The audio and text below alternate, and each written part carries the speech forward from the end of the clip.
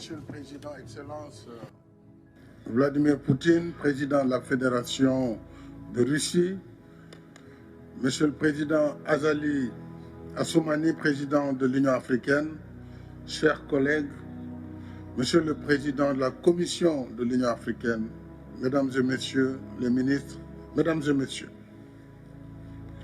je voudrais tout d'abord vous remercier, Monsieur le Président Vladimir Poutine, pour votre accueil convivial et toutes les dispositions prises afin de faciliter notre séjour. Je me réjouis de vous retrouver pour la troisième fois en 2 ans, après notre rencontre du 3 juin 2022 à Sochi, en ma qualité de président en exercice de l'Union africaine, et plus récemment, le 17 juin dernier, dans le cadre de la mission africaine de bons offices. Ce sommet s'inscrit dans le même esprit de concertation russo-africaine dont les origines remontent aux années de lutte pour la décolonisation de notre continent. Les relations russo-africaines sont excellentes et je m'en félicite. Mais je pense que nous avons encore des efforts à faire pour donner un contenu plus consistant à notre coopération économique.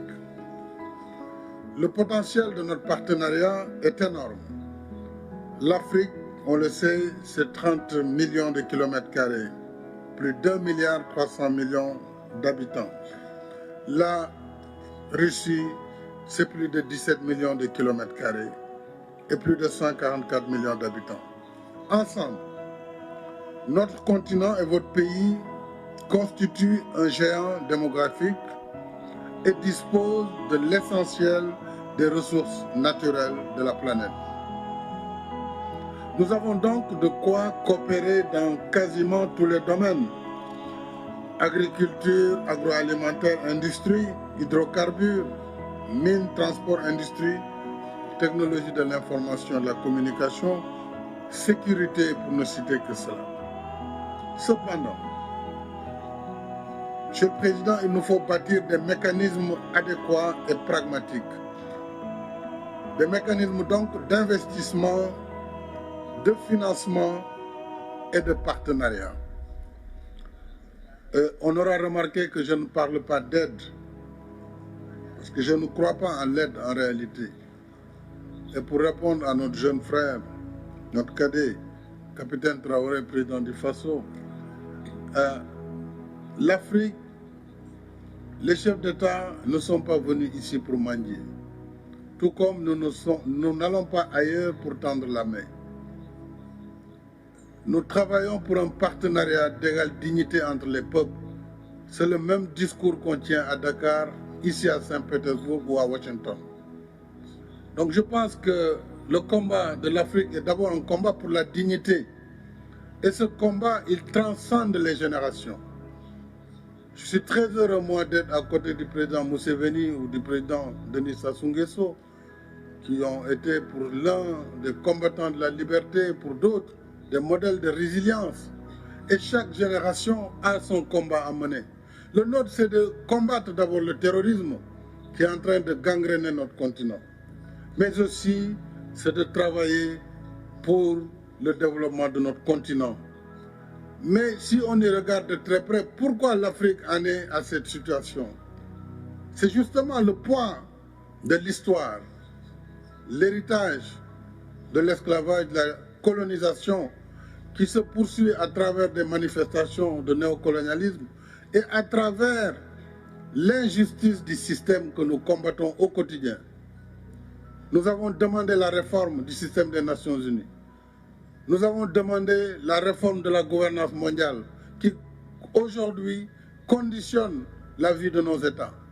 Et quels que soient par ailleurs nos efforts, si ces règles ne sont pas modifiées, eh bien, nous n'irons nulle part.